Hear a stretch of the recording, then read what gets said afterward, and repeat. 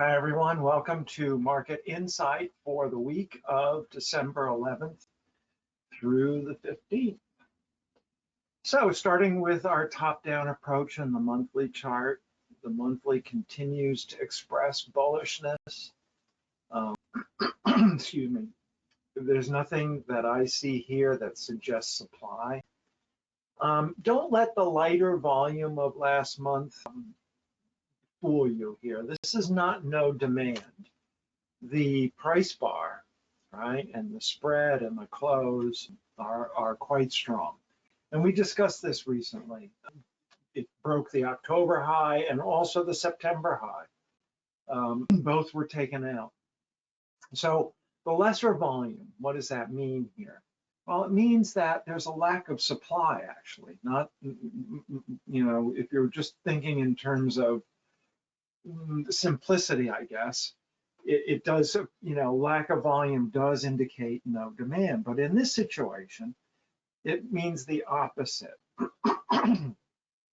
It means that the bulls were allowed to, the lesser volume, it means that the bulls could mark up the demand, mark the price up relatively easily, right? It didn't take much effort. And remember, volume is effort. Effort versus demand, right? A lot of effort, no response. That's effort versus demand. Well, this is not a lot of effort and a great response, right? Comparatively speaking to recent volume here. So didn't take much effort to push price up and close it firm like that, or to break the resistance along the way. So quite bullish. Let's turn now to the weekly. So the weekly reveals strong price action. Again, that's highlighted on the monthly chart. We get a strong response off of the strong support. We have a lot of confluence here. There's an access line that we talked about. There's this support line around 4208. There's demand line. There's actually another demand line not shown in here that's also in this area. So a lot of confluence down here and very strong support. And not surprisingly, the weekly responds very positively off of that, breaking resistance along the way. Breaking this level, the August 22 high, the early fall low here, the late September high, the supply line, this supply line, breaking resistance all along the way. Plus, the up wave now has become large, right? Larger than any of the down waves and larger than any of the recent up waves. So all of this is suggesting bullishness. But as we approach July's high up here, this is significant resistance, right? We can see some shortening of the thrust, and also on the last bar, a little bit of effort versus result, right?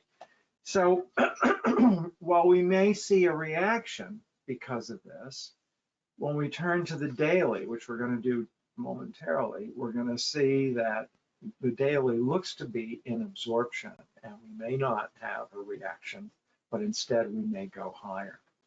So overall, the weekly is bullish. Coming into resistance, we're seeing a little bit of supply coming in, but we turn to the daily now to see what that might mean. So here's the daily chart.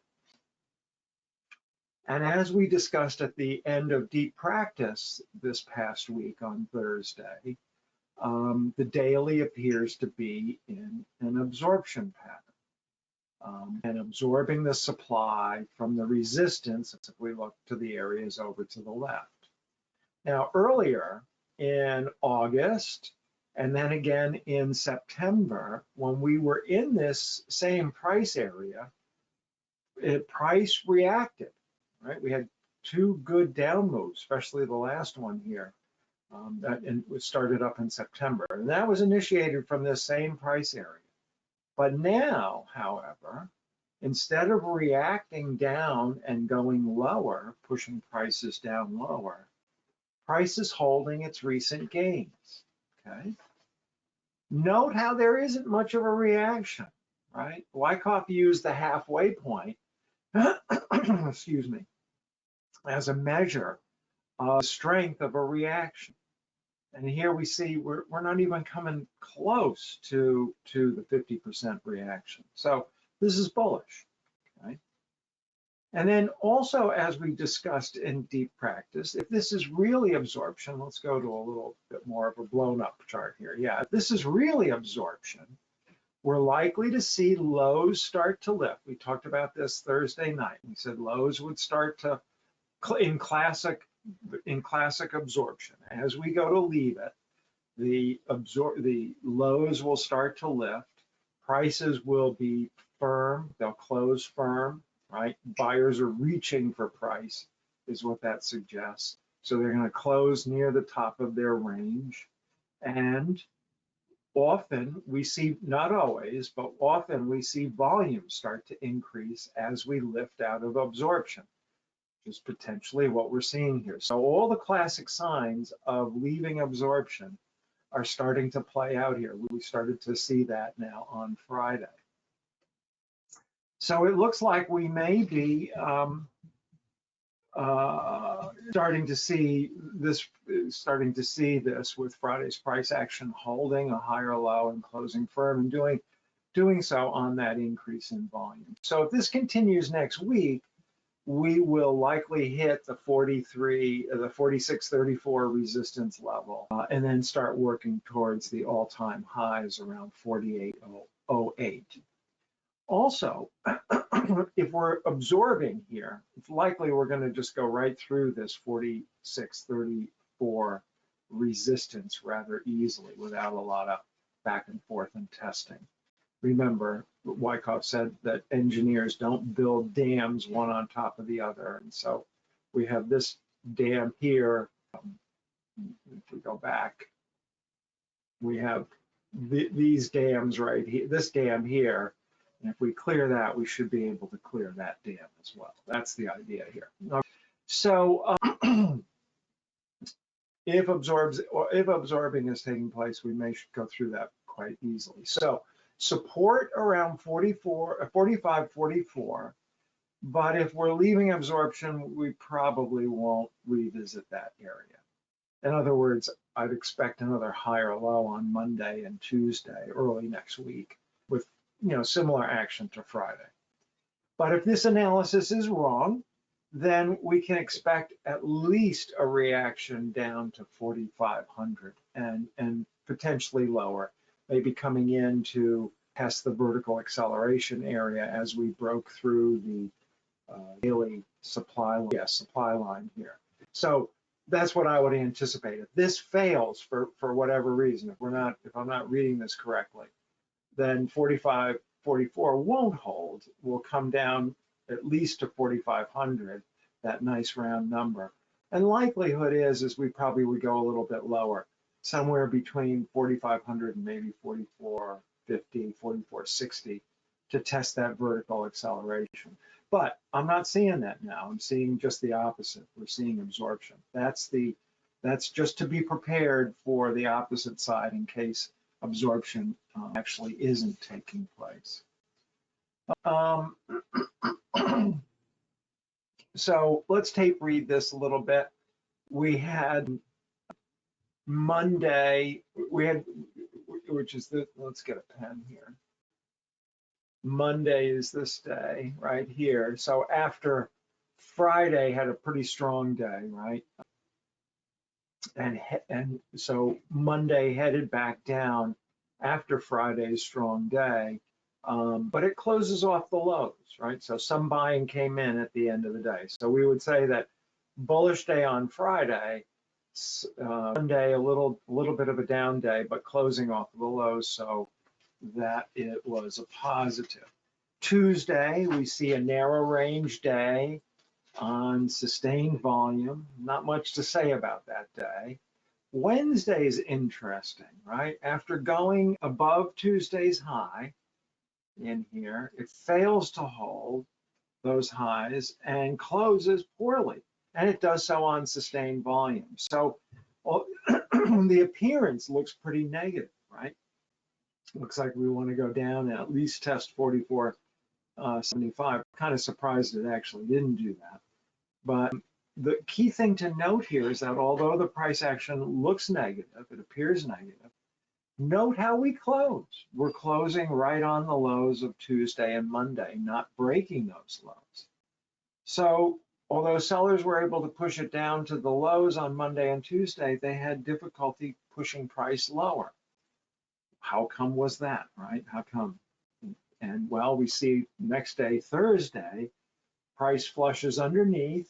We go underneath all three lows here, Monday, Tuesday, and Wednesday, and rejects those lower prices, rallies up and closes firm. And again, it's on sustained volume. This is looking like absorption, right? We can't go down here. Then on Friday, we get that higher low or that higher support starting to lift, the increase in volume, and a close at the top of the price bar and the top of the trading range. So after 13 days of sideways action, are we finally ready to leave the trading range? That's the key question here. So as I said, we have resistance right overhead here at 46.34. This was April of 2022, and I think last July again. So should be strong resistance, but because we're absorbing in here, this resistance could also break easily and not spend too much time testing or going back and forth in here. And so if that's the case, then we're going to make our way to 48.08, the all-time highs. Probably won't hit that level this week coming, but in the course of the next 2 to 3 weeks, I would expect us to hit that, assuming we get through 46.34. Let's take a quick look at the major markets here. Well, let me erase this so we can see. And all three major markets are in the bullish phase. We're just really waiting for the NASDAQ down here to push above its resistance, and that'll drag everybody else up. It's holding support here for the past 3 weeks. It's been a little weaker than the other two markets, but last week's action, there's weekly charts now, right? Last week's action was positive. So I expect, NASDAQ to continue to follow through with the last few weeks of absorption here and push up and through and out of its congestion. And if it does, as I mentioned, it'll pull the other two markets up with it. So major indices are looking pretty bullish as well. Next week, now I just want to remind everybody, Ellen and I are away next week on a silent retreat, so we're not going to be communicating with anybody. So no deep practice on Thursday, the 14th. The following week, however, we're gonna have a chock-a-block week. We've got the membership monthly class on Monday, the 18th, and that's right after the close at 4:30. We're going to talk about David's final chapter in his book, where he gives us a little bit of advice on how to construct point and figure charts, the key aspects of those. And also he gets into Renko charts as well. So we'll cover that when we get back on Monday the 18th, not this coming Monday, but a week from Monday. And then also that week, we will have 2 deep practices. This is the holiday season, we're off in the middle of it all, so it's a little bit of discombobulated, I guess. But we'll get all the time in that we need to get in, and then you can review the videos if you've got too many things scheduled for the week before the holidays. I certainly understand. But we will have 2 deep practices, one on Tuesday night and the other on Thursday night, and they'll both, the 19th and the 21st, and they'll both be at our normal times, 8:00 p.m. Eastern time, so Tuesday and Thursday. So nothing next week. We're off next week.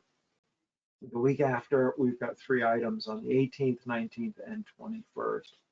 So everybody have a terrific week next week, terrific trading week. Enjoy the rest of the weekend. And I will be back in touch with you on Monday, December 18th, as we go through David's final book chapter in Trades About to Happen. Everyone, have a good one. I'll see you in a week.